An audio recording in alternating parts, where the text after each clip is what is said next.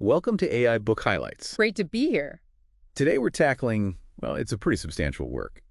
Harold W. Percival's Thinking and Destiny. Oh yeah, definitely not light reading. Right.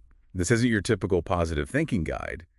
It goes much deeper. Much deeper. It's really a whole system, looking at consciousness, what makes us human, and how our thoughts genuinely shape our reality. And not just day-to-day reality, but across lifetimes, right? Exactly. So we're going to try and pull out some key highlights, give you a good overview of this, well, really intricate philosophy. Okay, so where do we start? What's the first big idea? Well, first off, Percival really expands the idea of what a human being is. It's not just, body and maybe mind. Okay. He talks about something called the Triune Self, 3 parts: the knower, the thinker, and the doer. Triune Self. Okay, break that down. Knower. The knower is like the ultimate core, your eternal self-awareness, that feeling of I exist, the I-ness, it's permanent. And the thinker. The thinker is about reason, understanding right and wrong, making sense of things. Percival says both the knower and thinker exist in what he calls the realm of permanence.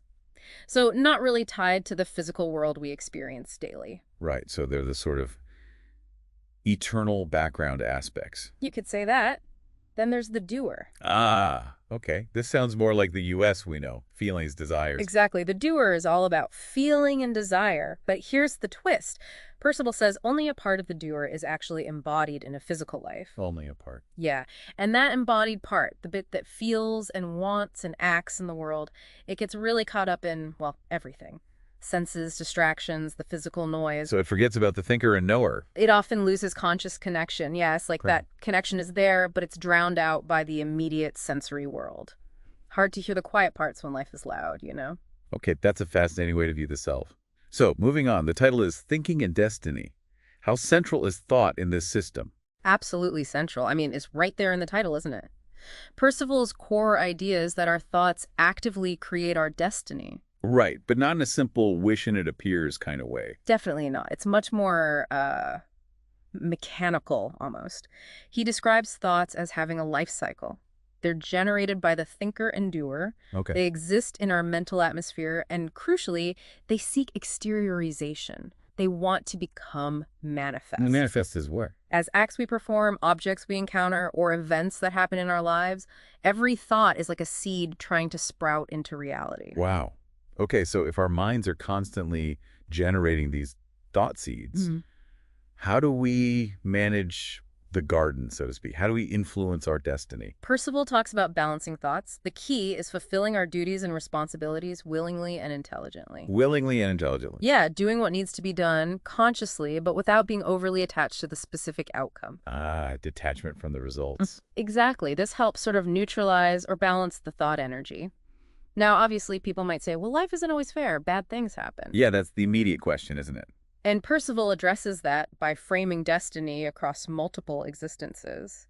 What looks like injustice in one life might be part of a larger pattern of balancing thoughts from previous ones. It's a much longer view. It's a very long view.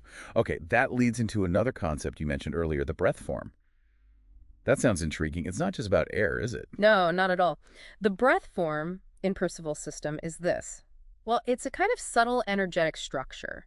It acts as the vital link between the doer, that feeling, desiring part, and the actual physical body. An energetic link. Yeah, think of it like an invisible pattern or field that connects the inner self to the outer form.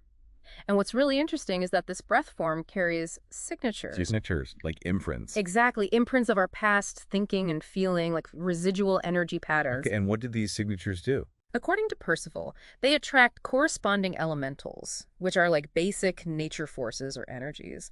These attracted elementals then influence our physical circumstances. Our environment.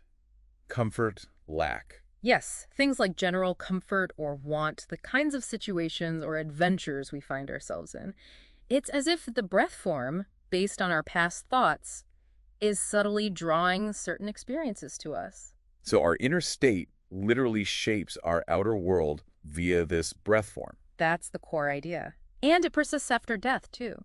Percival says the breath form is key to understanding the after-death experiences of the doer. Lots of unseen connections there. Okay, let's talk about that progression. Wow. Reexistence. It sounds like reincarnation. It's Percival's specific term. Yeah, very similar to reincarnation. He maps out a whole journey for the doer between physical lives. There are 12 stages, apparently. 12 stages between lives. That's what he outlines. And remember how only a portion of the doer is embodied? He says there are 12 portions of the doer in total, and only one comes into a body at a time. Each embodiment has a specific purpose or lesson within the doer's overall journey through these stages. Wow, that's incredibly detailed. And what about traditional afterlife concepts like heaven and hell? How do they fit in? Percival sees them less as places and more as states of consciousness experienced by the doer after death. They aren't rewards or punishments from outside. So, they're self-created. Entirely. They are the direct result of the doer processing its dominant thoughts and feelings from the past life, experienced through the breath form, intense joy or intense suffering, depending on the life lived and thoughts thought. But temporary states, part of the cycle. Yes, temporary phases of processing and assimilation before the doer eventually moves towards another reexistence. Okay, this is a huge framework. Let's get to the ultimate foundation. Percival talks about consciousness with a capital C. What is that? Right. Consciousness, for Percival, is the absolute bedrock. It's the fundamental, unchanging reality or presence in which everything happens and by which anything can be aware. So it's not a thing that does anything. Exactly. It doesn't act, it doesn't change, doesn't evolve. It simply is. It's the potential for awareness, the reason awareness is possible at all. But things are aware to different degrees, right? Yeah. Like us versus, say, a rock. Precisely. Percival distinguishes consciousness itself from the degree of being conscious that different entities possess.